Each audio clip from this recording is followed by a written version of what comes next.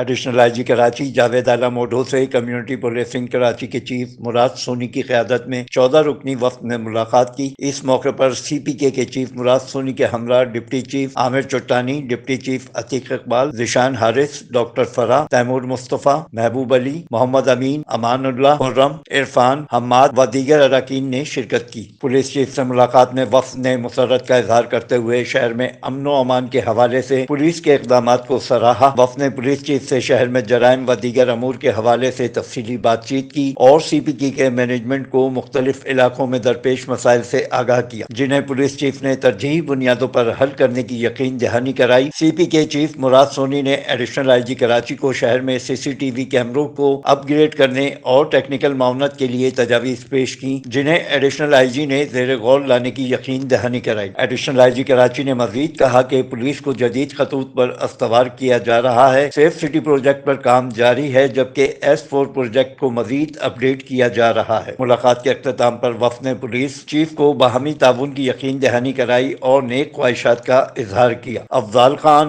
C110 news, Karachi. C110 news, خبر کی اصل خبر۔